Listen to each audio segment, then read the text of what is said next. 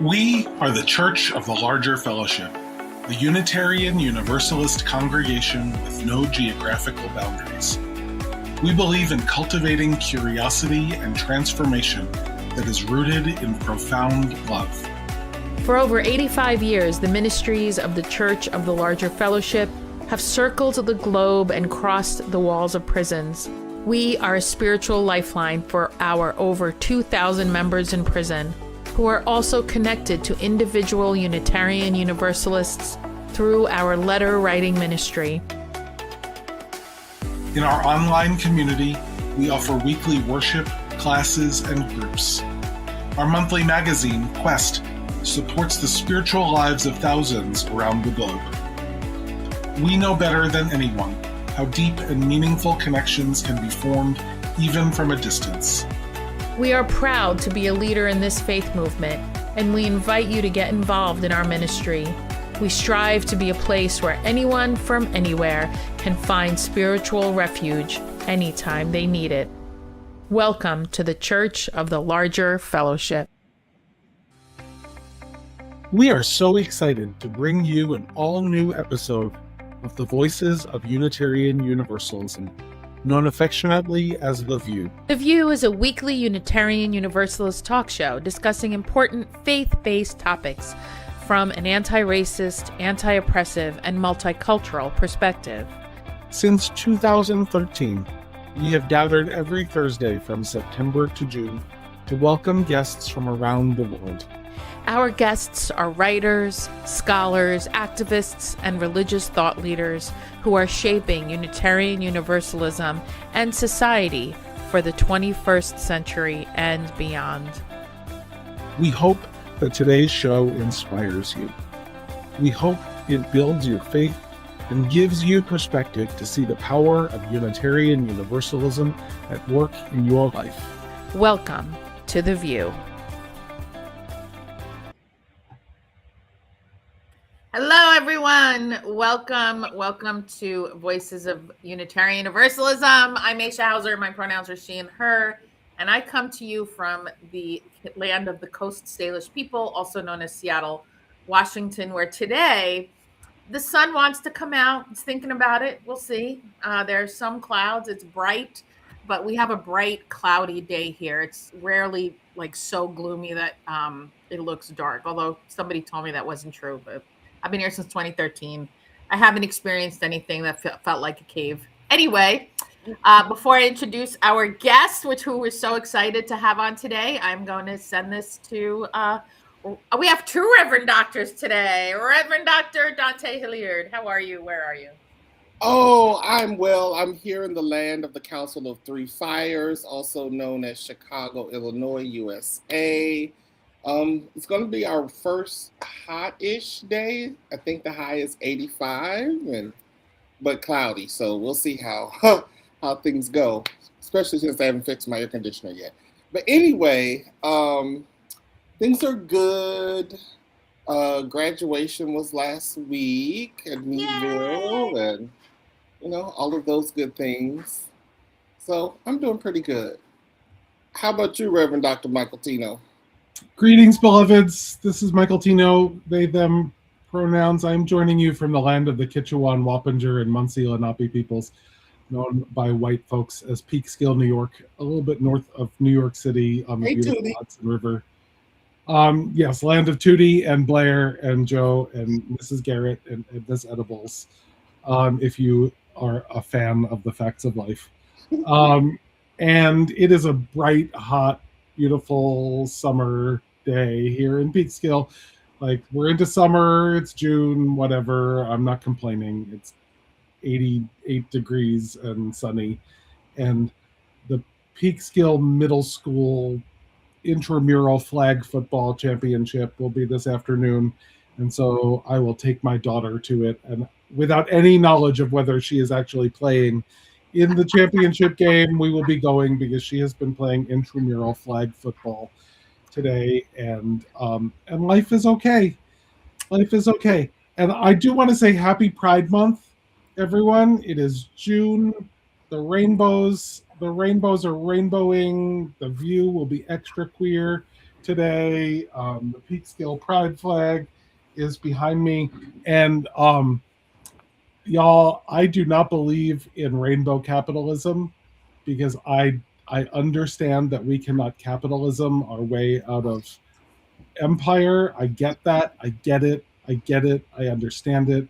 And if there was one product ever made for queer Generation Xers, beloveds, what would it be? What would it be? Dante and Aisha, you're queer Generation Xers. You have any? If there was one product ever made for queer Generation Xers, it would be the progress. I was gonna say queer Cabbage Patch doll, but that works too. And let me tell you, I saw this and bought it. Oh, I would have gotten it. Yeah. Rainbow capitalism. It is the official Progress Pride flag. Chucks. So these will make their debut on my feet at the raising of the Peekskill Pride flag over our city hall tomorrow. So if you're near Peekskill, New York, and want to join us for the raising of the Peekskill Pride flag, you get to see these fabulous footwear. It's also Black Music Month of June, and and in my community, this is the beginning of what we call Pride season, because Black Prides go all the way through October, depending on which coast you're on. So yes, but it's going to be a good time. It's going to be. As we're talking about Pride, I'm going to introduce our guest, and then we will continue to talk about all the fun Pride things. The other thing I want to say about Facts of Life, every single character on that show was absolutely straight. Anyway. Oh, please. I know. You think Joe Ponachek was straight? I'm kidding. Our guest is Angel Fisher. It was a school for girls. Listen, and Natalie and Tootie were a couple. Come on. I know. That's why I said that. I thought it was funny. Okay. Angel Fisher is a third-degree high priest, or Minos, in the Minoan Brotherhood tradition, and an out, loud, and proud Unitarian Universalist pagan and man, deeply committed to fostering sacred, inclusive spaces. Angel serves as the lay leader of the Lavender Chalice, the two-spirit ATQBLG plus affinity group at the Unitarian Universalist Church of Arlington, Virginia. He is the co-host and producer of the podcast Roots and Realms, great name, a vital platform where queer, Black, and brown men give voice and insight to marginalized minorities on their esoteric spiritual journeys. As a practitioner of the metaphysical arts and intuitive card reader, sigil creator, I need to learn more about what that is, and student of tradition herbalism, Angel brings an open heart and a profoundly community-centered approach to living a deeply aligned, magical life. Probably one of the most creative bios I've ever read. So thank you for that. Welcome, Angel. And I don't know where to start, but I do want to what's a sigil creator? Sigils are basically little pieces of energetic workings that spells that you can put within. There's a lot of different ways to create a sigil. I think the sigil 101 is, I would take a simple sentence and cross out any of the repeating letters, and then take the remaining letters and arrange them on top of themselves however they feel strong for you. You put it on a piece of paper, hold it in your pocket, put it in your wallet, put it in your bra, tuck it in your panties, or you can. There's a lot of different ways to do it. So sigil work is just energy manipulation in a concentrated little artistic form. Beautiful. So wherever you need the magic, you put it. Yeah. Fabulous. And tell us about how you came into this work. I had an epiphany as far as my spiritual journey has been really interesting. As far as like, I'm a queer brown man in his 40s, and I grew up in an Italian and Filipino household, so very Catholic. But I think that upbringing really helped set me up for higher magic and witchcraft, with so much ritual and reverence to ritual, already kind of programmed into me. I've known about the UU Church for a long time, but it wasn't until this past October, November that I streamed a couple services from my local church, and then I went in and automatically I was like, "This is home. This is the place for me." It was just automatic. It was a place where I can be who I am. Because one of the things about being a UU is that we don't have to think alike to love alike. And if love is at the center, then I get to be my little queer brown witch self and a UU. So let's go. Let's do it. Ashe. Ashe, So ashe. you haven't been a UU very long. My first time stepping foot into a UU church was in November of 25. Since then, I have gone 10 toes down. I was welcomed as a member in February. I am the lay leader for the Alphabet Affinity Group. And the reason why I rearranged those letters is because I wanted the most marginalized letters to be put in the front. As a gay man, I have, because of my biology that I was born with, I have the most privilege. And so let's put the G at the end. You know what I mean? I am a solo vocalist with the church band. I'm part of the BIPOC affinity group, and also Moonfire, which is our it's our pagan group within our church. So I love it. I love it. Nice. So can you tell us a bit about your path, the Minoan Brotherhood, and what that means for you, what brought you to that path?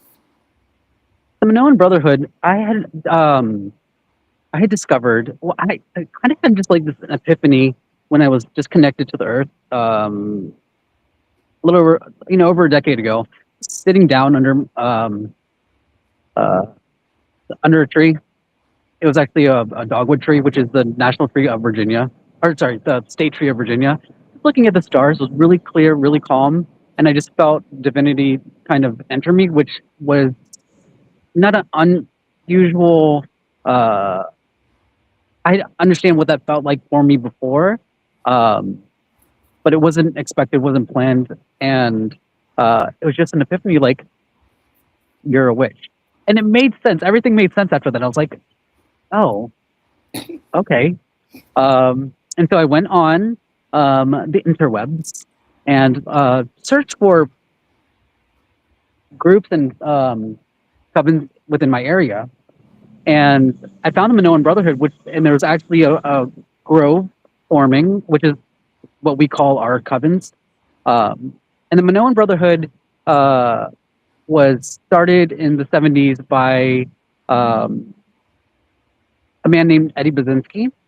And there are two chapters. There's the Minoan Brotherhood and there's the Minoan Sisterhood. And we are a tradition that's a subset of, it's like a marriage of modern witchcraft and British traditional witchcraft. But our tradition specifically is for same gender loving practitioners. So the Minoan Brotherhood will have men and male identifying people who are same gender attracted, and the sisterhood is the same for them. And I was initiated in 2015, and I did not get my 3rd degree elevation to high priest until last year. It wasn't ever a race. I'm not a collector of titles. I'm not a collector of initiations or degrees. It happened when it was supposed to happen, and yeah. It's wonderful. I have other questions, but I don't want to dominate. Go ahead, Rip. No, I was just going to say that sounds beautiful, and I think that this summer is when I'm going to seriously re-enter my study of Italian traditional witchcraft. I have a whole book on Stregoria, which is the Italian my ethnic heritage as well, Italian spiritual, ancient Italian witchcraft, and I started the book and it was too powerful. Like it was too powerful, so I put it down, and it's just been sitting there looking at me for a little while, and like I need to have some space to actually like absorb the power of this book. But I just, there's something to be said for like the spirit tells you, oh, you're in the right place. Oh, like here are the people that are going to accompany you on the next steps of your journey. Like, oh, this is right. Or like there's power here, and I just think it's beautiful. Yes. And the first tarot came from Italy, if I'm correct, right? The tarot card, and I'm really into tarot cards, so Los Carebo is a popular tarot or cartomancy divination system. Los Carebo, they have a lot of different types of decks. Most people will be familiar with the Rider-Waite-Smith system. But yeah, like, so I also, like, io sono mezzo italiano, anche io, per il mio papà è italiano e la mia nonna. Wait, let me translate this to English. I'm half Italian through my father and my grandmother. So, but yeah, La Stregoria is very, very, very, you got to little bites, and also making sure that you're connected with spirit and also your ancestors, just to hold your hand a little bit. Because if you're jumping in, if you're diving in the pool, you need to start with some floaties. Mm-hmm. So, Angel, again, as a queer Black person, who I sort of identify as sort of a diasporic spiritualist, anything that my ancestors used to thrive and survive, I'm open to. Whether it's two turtle doves, the blood, because there's power across all of that, right? But I also find it, I tell people I don't identify as a witch. I'm kind of maybe a little witchy. Like, I think, well, first of all, I think every spiritual tradition is witchy. All of them. Say it again, louder for the people in the back. Because not all people are witches, but there's a lot of witchy people. Yeah, every tradition is some kind of elemental bending. There's some kind of mental, meditation, prayer, incantation. Every tradition has some version of that, right? If there are rituals, you're witchy. Like, if there's music, you're witchy. If there's words repeated, you're witchy. But also as a Black American, I have found it very difficult to be in the quote unquote pagan spaces, because that same white shit shows up in the sense of it's got to be through your framework, and a lot of my traditions, like Black hoodoo, which white Americans have really colonized, and then they try to convince Black people that they're the masters of it, and I'm like, you can't be, because we created it to deal with your bullshit. So I know that you're not the master. So I think it's all, as a person who is across spiritual traditions, but it's really difficult to connect with some piece. I found it for myself because white supremacy culture, patriarchy, heteronormativity. I find it shows up in all of those spaces. And I was just wondering about your journey and how you have encountered or navigated some of that in your journey across, traditions. Really having to lean on my brothers of color, creating the Roots and Realms, or being part of the Roots and Realms podcast where we give voice and face to Black and brown queer people that haven't seen people that look like us, because it is very, very colonized. It's very whitewashed, and so I think reclaiming the traditions of the non-European minorities. One thing that's interesting to me is that one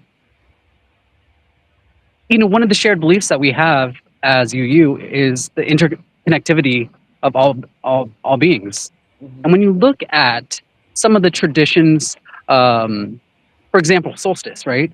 Solstice, people naturally and natively, intuitively celebrated the longest day of the year, no matter where they were, and worked with the elements and worked with the earth intuitively. There's no internet. There was no, like phones to be like, hey, are you doing this? I'm doing this. So I think that's a huge, beautiful point on that tenet that we share, that belief that we share. And I think that, if we can define witch versus witchy, a witch is somebody who practices witchcraft, and witchy is just kind of defined for me as somebody who believes in scientific energies and works with them. But yeah, it's been very difficult because I don't see many BIPOC people in the witchcraft world. And one of the reasons why the Minoan Brotherhood and Minoan Sisterhoods were started, because besides British traditional witchcraft being very, very, very, very, very white, it was very, very heteronormative. And so creating a space for same gender loving people to work with their spirits, their ancestors, their gods, and within each other is super important. I consider myself a polyagnostic pagan, meaning I believe in the potential of one or many or infinite gods or none. And I believe that everybody should have the right to work with one or many or infinite number of gods or none. Polyagnostic. I love that so much. It's like lots of them, maybe.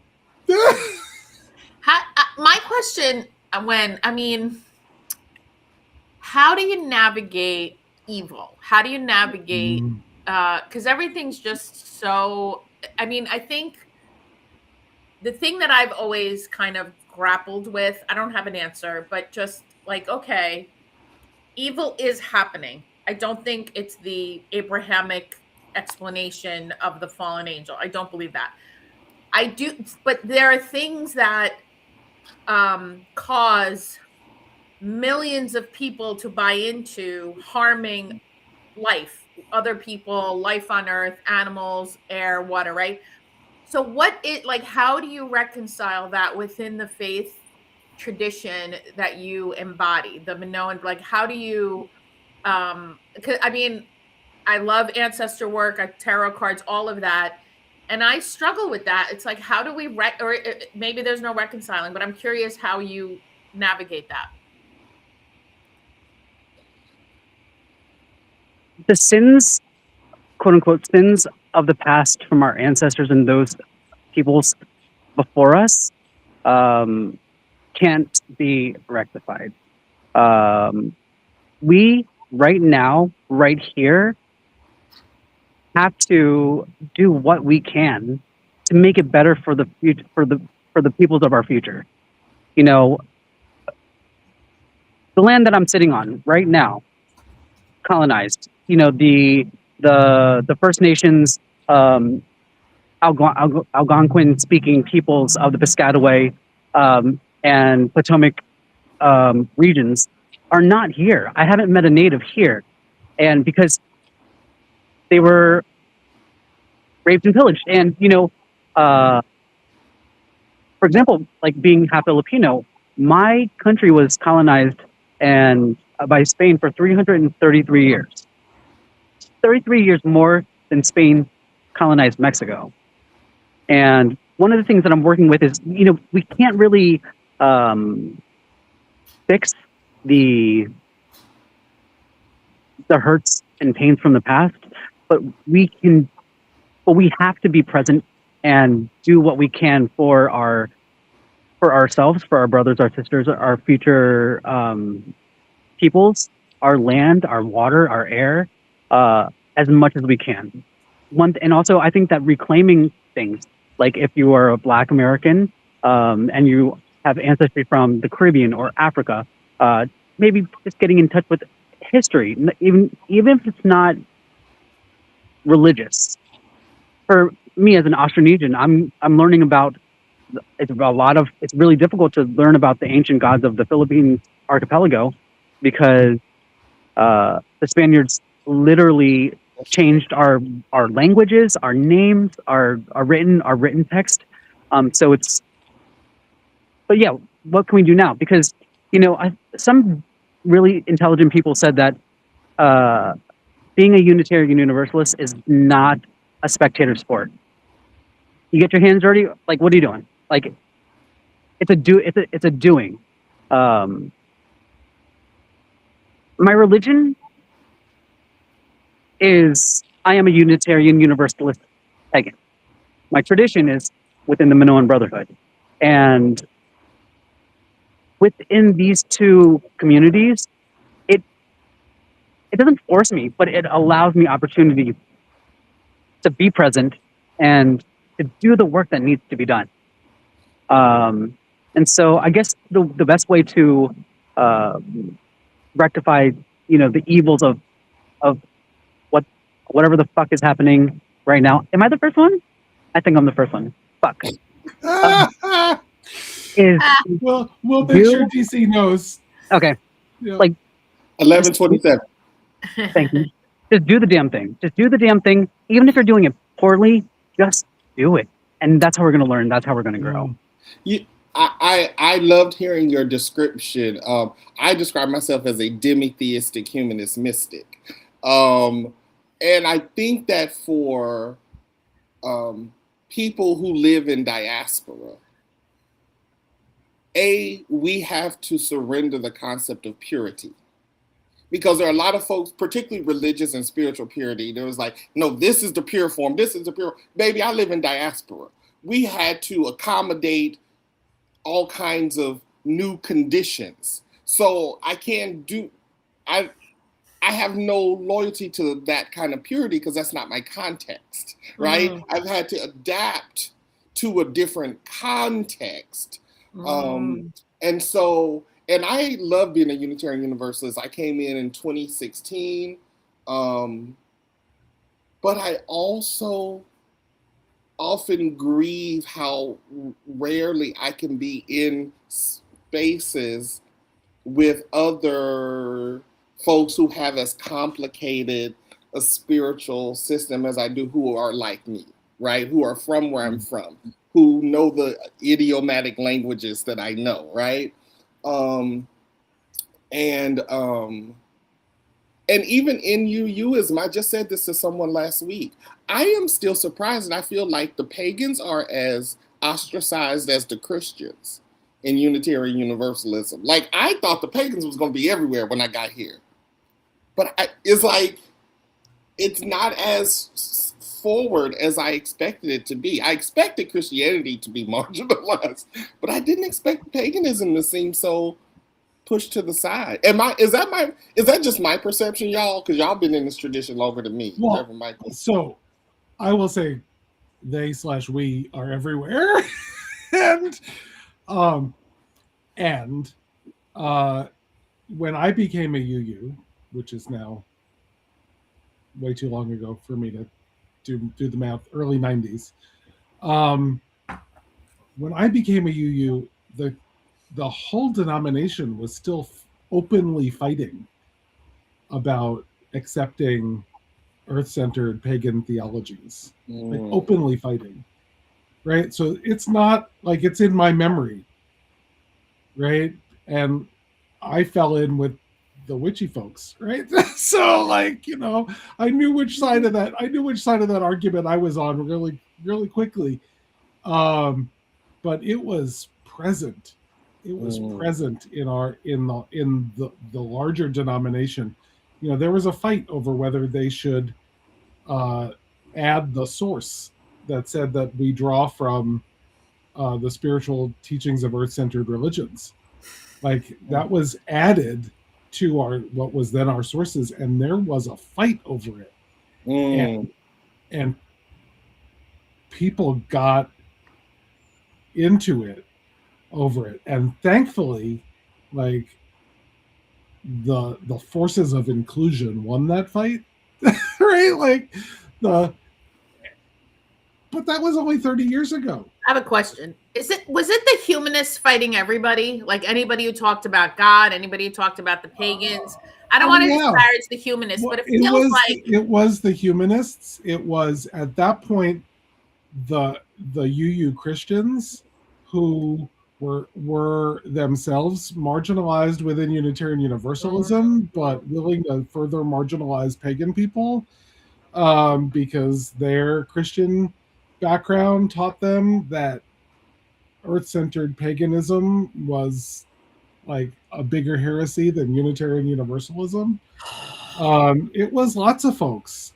It was rough. It was which is ridiculous because rough. Judaism and Christianity are also earth-centered. But I don't mean. And like, okay, right. So I also grew up nominally Catholic. I describe my Italian American upbringing as third-generation lapsed Catholic, and like a Catholic mass is the witchiest fucking place you ever want to be. Fucking right? Say it again. Like 100%. Bells and bells and chants and Latin and come on. I was raised Black Pentecostal. We practice possession, tongue talking, the energy work, the laying on of hands. We talk cleansing through sacred waters, baptism, communion. But like, God forbid you fucking touch a tree. While you're doing that. And in the scriptures, Jesus cursed a tree for not bearing fruit. Like Jesus looked at the tree and was like, "How dare you not bear fruit? I curse you." We don't have to get into the fact that Jesus touched the tree, but so yeah, that just touched a lot of wood. He was a carpenter. So I want to say that like that debate is recent in Unitarian Universalist theological memory, and the fact that we're not still in that debate is great, but it is recent, you know. And so when we changed our source to people instead of men and women and men, like the women who fought to be included had feelings about that, because the fight to include women in women and men was recent. Yeah. Right. And ultimately we still changed it to people, and then we got rid of all the gendered language completely when we redid the whole thing. But the fight to include pagan folks, earth-centered folks of all stripes in our faith is still recent. And so when you rightly say those folks are still marginalized, like I think you're picking up on that, right? It's not worked its way out of our family system yet. It'll take decades. I can only speak from my personal experience, and all of my views are my own. I'm not a representative of my church. Just put that out there. But I feel very blessed to have come into this community and found it and been led to it at the time that I did. Because I don't know how it is for any other congregations, but right away when I saw that there was a pagan specific group in my church. I was like, and then I think the first service that I went to, like the opening song was like NDRE's "I Am Light," which has been girl that got me through COVID.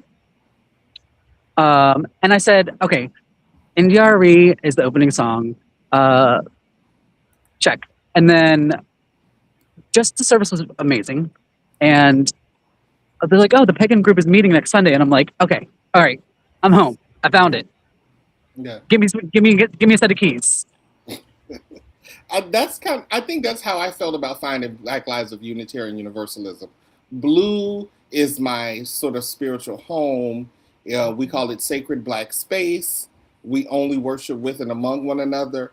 And because we are we're already creolized. Like when we come into the room with all of the ancestral stuff that has brought us to this space. It is deeply, some people are like, well, don't you want to be in a more, inclusive space? You can have all Black people and still we're not homogeneous, right? Like we got different journeys, different paths, different experiences. But what I love about it is there's just certain Black things that are so deeply normalized, they don't even need to be discussed. Right? Like, it's not debatable. Like, so different manifestations of Blackness can emerge and show up in ways that everywhere else you feel the need to explain or apologize for. And so I'm so excited when I hear, because a lot of our members they also have a brick and mortar, but they may be the only Black person or one of 3 Black people. And they talk about how exhausting that becomes over time. So I am thankful that we have different spaces in our tradition where people find their people, right? They find the community that feeds their soul and helps them grow and brings them companionship. So, and I'm glad that you found that in our tradition too. And I'm thankful for myself and others that you are a part of this tradition. Well, our BIPOC affinity group is very small in comparison to the size of our greater congregation. But having a safe place to be around other Black and brown men and women, to air grievances within ourselves, to share pains, to uplift each other with joy, and then have a cute potluck after. It's amazing. But I do, yeah. Like if you listen to the Roots and Realms podcast, we've talked about different times of being in the only person of color in the room, whether it be in a spiritual room, whether it be in a pagan setting or just a mundane Muggle setting. Like being a minority is a thing. If you're a minority and you don't have white passing privilege or straight or hetero passing privilege, it's very thematic and the feeling of being other in a group of people.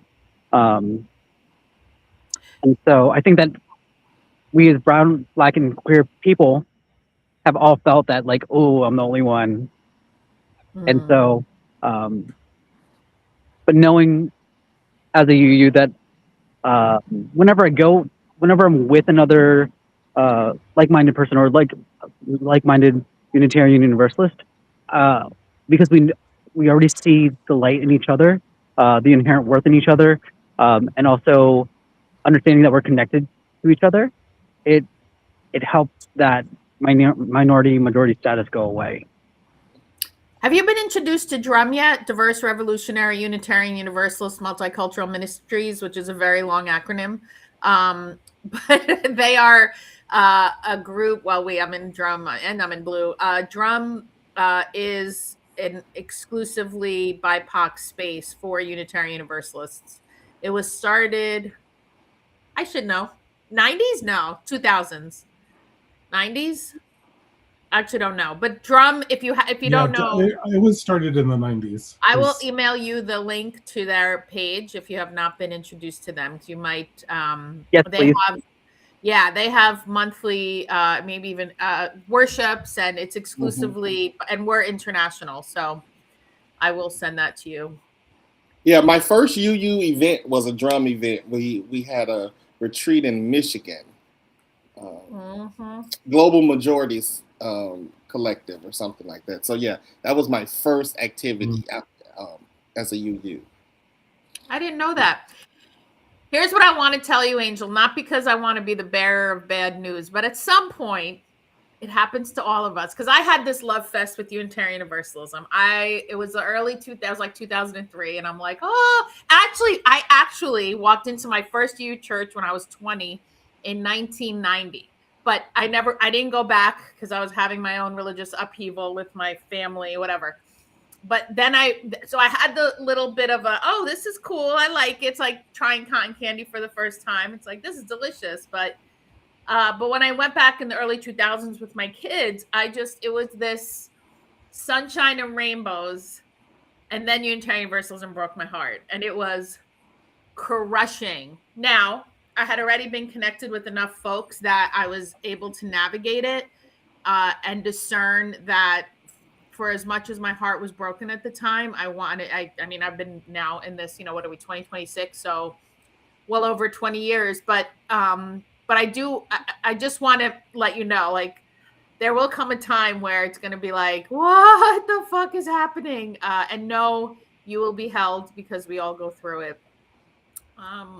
And then we realize that it's, at least for me, I realize it's not the panacea that I wanted it to be. And that's my projection. I wanted it. I want Unitarian Universalism. My friend, may she rest in peace and power, Reverend Dr. Natalie Fenimore used to say, I'm in love with the Unitarian Universalism that does not exist yet.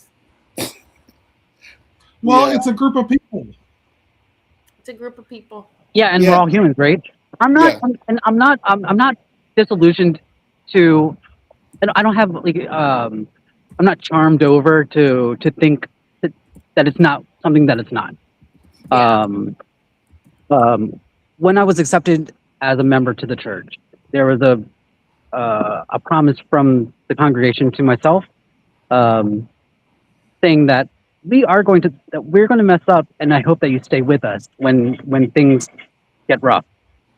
That's not verbatim, but that's and then we've like since my welcoming to the church, we've welcomed other members, and I've given that same commitment to the newer members. We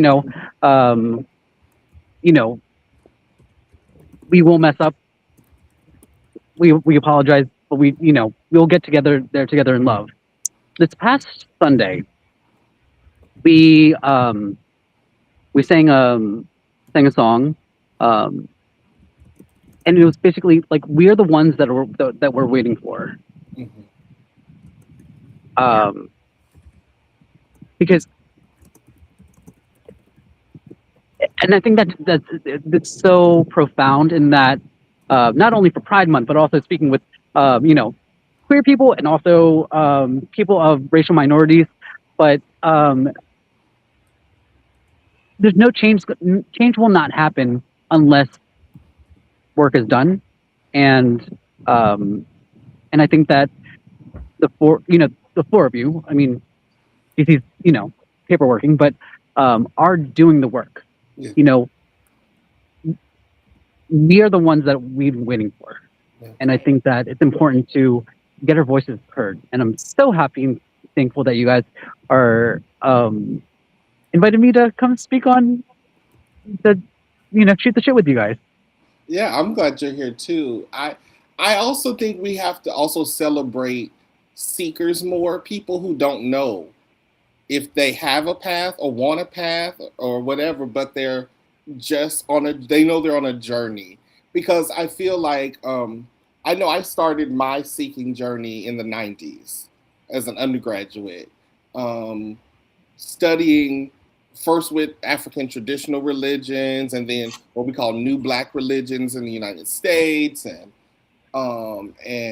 other, earth-based different things. And I found I always remember to pay attention to the things I saw repeated across traditions, right? For the good and the bad, right? And so the things I saw repeated over and over, I was like, well, there's got to be something to this because it's showing up everywhere. Pay attention. But I also discovered that the bullshit, the stuff I ran away from in the church, It repeats itself too. it was in those places too. It was like, oh yeah, we practice ancient African Kemetic. Oh, but no fags. Oh, okay. Oh, we over here. We under the we howl at the moon on the Sabbath, but but no Christians. What? Okay, girl. Like, so I've seen how those things they show up everywhere. So I'm not surprised Let me just when say, they show up. it's giving very gay man wearing a rainbow flag, going to the gym, but his profile saying no fats, no fats, no fats, no femmes, no Asians. femmes. Yeah. And I'm like, Yeah. okay, it's giving very that. Yes, absolutely. Absolutely. It's interesting, right? Because we still buy into humanity, because we have an unlearned supremacy thinking, that there's still some ideal that people try to strive for, like that profile. And I think that's part of the spiritual practice. What does it mean to genuinely unlearn the supremacy thinking we've been conditioned into? Because supremacy thinking leads to dehumanization, period, full stop, right? Like, fat phobia is still widely accepted, and people will say things in passing that is so deeply fat phobic and harmful, and other things that are racist and homophobic and transphobic. And even in our UU spaces. And I like to say we have the search, we affirm the search for truth and meaning, not the conclusion. What fucking conclusion are we talking about? We're not doing pediatric brain surgery. Like, we're trying to figure it out. None of us are experts. Not for nothing. Take it down a notch, UUs. I say that with love. Yes, to revel in the who really got me on this? Barbara, she just passed. She was a contemplative. Barbara Holmes. And she worked with the Center for Action and Contemplation out of New Mexico. And in her book, Crisis Contemplation, I was reading it. It was my first year seminary. I was going through my own ish at home. And she had this passage where she was just like, at some point, we just have to give up the illusion of control. That there will be things that happen in our lives that will force us to admit, I have no control over this context, over this circumstance. She says, but what we can do is surrender and allow ourselves to just fall into the blessed darkness. And it scared me and freed me at the same time. Like, there's a part of this. So for me, that's where faith, that's sort of where my faith got revitalized. And the notion that I can't control any of this, but instead of like keep pushing against this object that clearly has more force and inertia than I do, I can flow and I can just trust that the universe got me. And to me, that's faith. It's not some particular book. It's not in some particular place. It's trusting that the universe has my best and my highest in mind. Yeah. Even when it does not feel like it. And leaning into it. Yeah. That's a beautiful definition of faith. As far as like, because I'm a pagan witch, I do practice energy manipulation and the fastest way from point A to point B is in a straight line, and so, and also, if you're trying to, run against, like, battle against the tsunami is going to win. So how about you take a deep breath, let yourself relax and float, maybe something, you're going to get to where you need to be faster that way than trying to swim upstream. Exactly. Exactly. It's like trying to bring the sun back in the winter.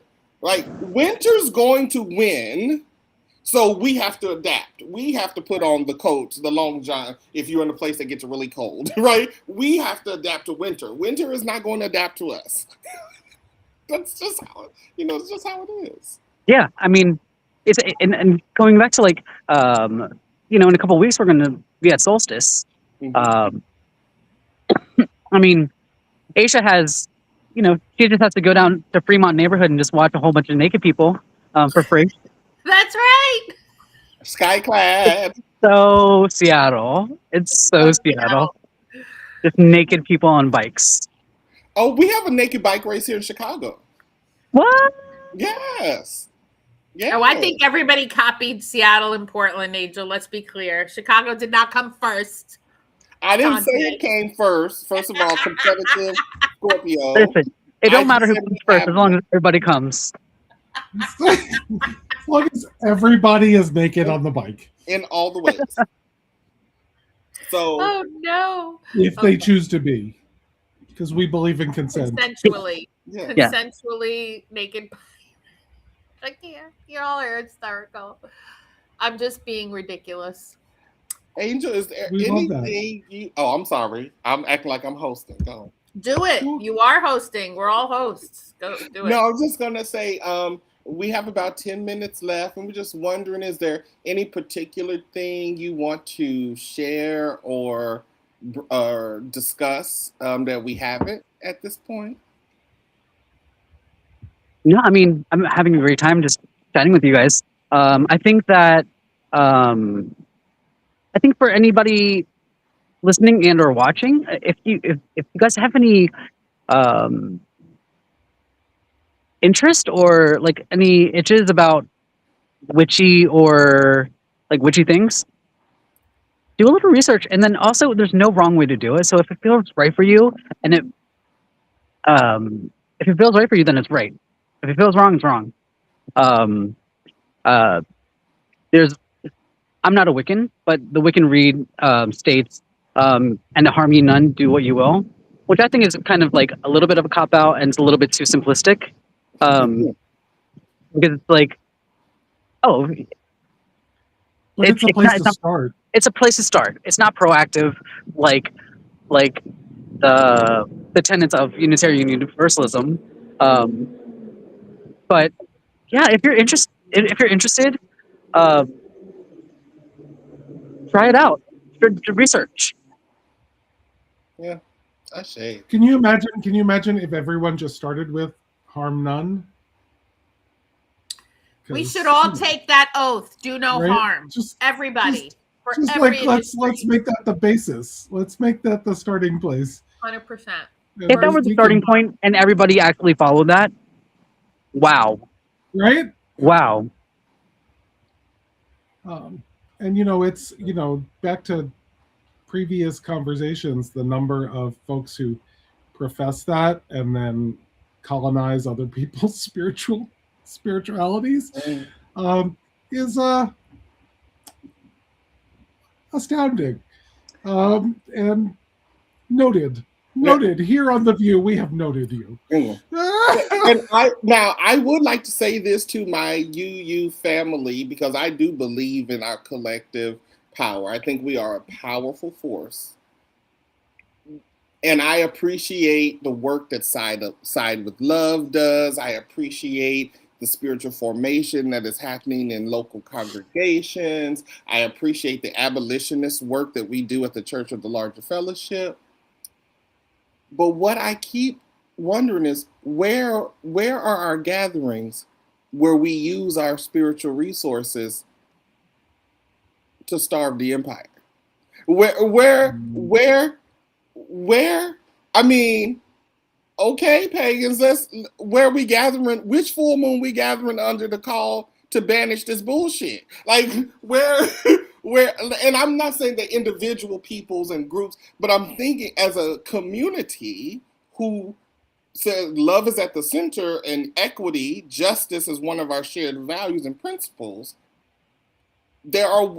I'm not sure we're using all of our resources to address the coming of justice. I agree. And I really do believe that Well, Leilani, yes, I believe I agree, girl. We are not separate from each other.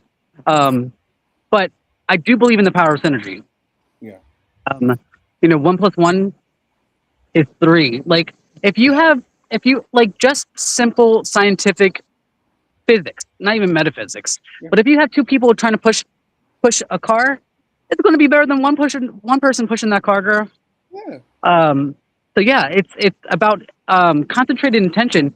If you took a pound of salt and you dispersed it within a bathtub, it's going to be way less than if you disperse it in a water pitcher. Yeah. It's concentrated intention is super, super important. And it's unfortunately, the fast way from point A to point B is in a straight line. And yeah, it's just, I think that it's a lot of,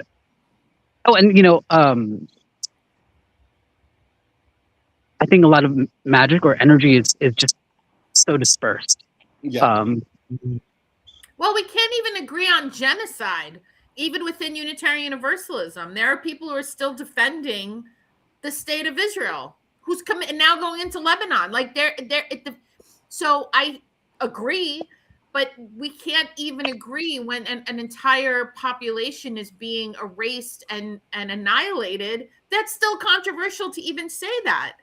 And so there, I can't not go there because I agree. I 1000% agree. And the part that has been breaking my heart, especially these last few years in Unitarian Universalism, is how much pushback we get when we name horror and genocide. And can we at least agree that it is bad to try to annihilate and erase an entire people, an ancient people?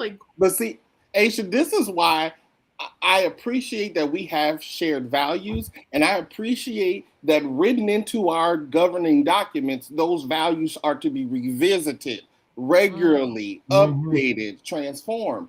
But what I believe we're missing as a tradition is a shared liturgy, a shared concentration. So in this quarter or this month and that we are concentrating our energy around the things we believe in to maximize impact. That is what Catholic Church does well. And can we be real too? And I know I'm not saying anything to the three of y'all that you all haven't said before, and I just met you, Angel, but I'm sure you've said this before.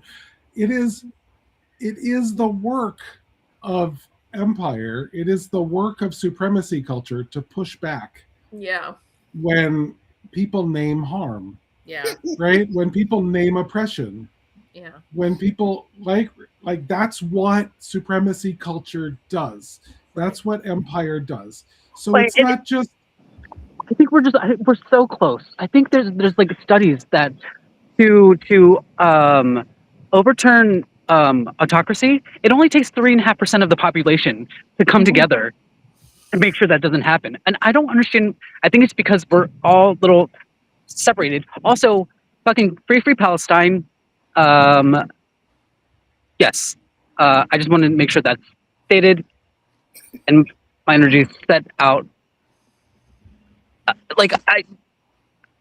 Maybe I just go to the fucking best UU church ever, because we have tables that are pro-Palestine, after coffee hour.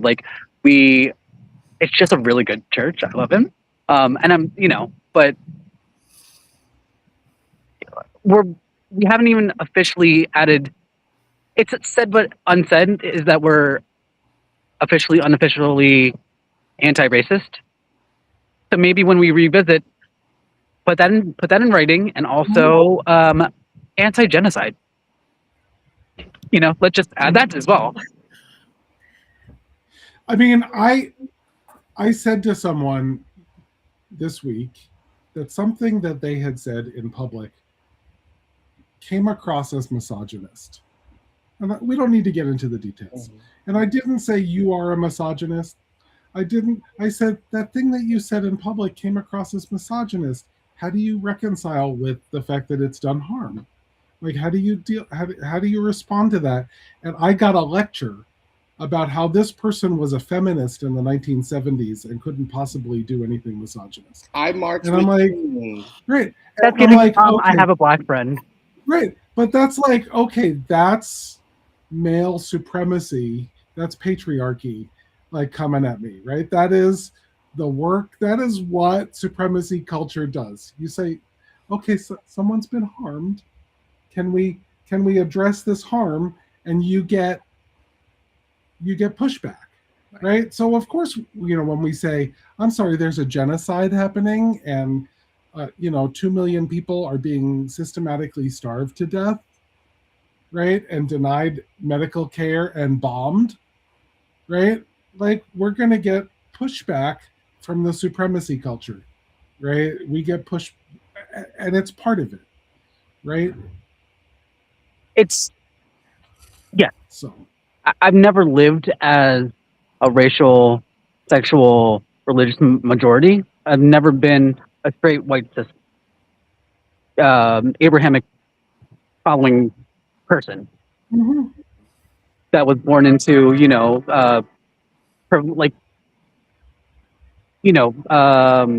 wealth from generations. And so if I had the misinformation to scare my soul into thinking that other people's that are different from me are going to take away my rights if they earn their rights, it would be scary. Well, we are at the end of our hour, and Angel, you are welcome back anytime in our next season, because we have 2 more episodes in this season. In September, we start, season 82. I don't know. Episode 500. That's right, episode 500. So thank you so much. This was excellent, and we look forward to seeing you again. And thank you all, and have a wonderful day, and down with Empire. Yeah. Appreciate it, guys. Love yourself, starve the empire. Bye, everybody. thank you all. Thank you for joining us. Special thanks to everyone who gives generously to this ministry. It is because of you that this ministry is possible. Visit clfuu.org/give to make a contribution. We hope you will join us next week for another episode of the Voices of Unitarian Universalism.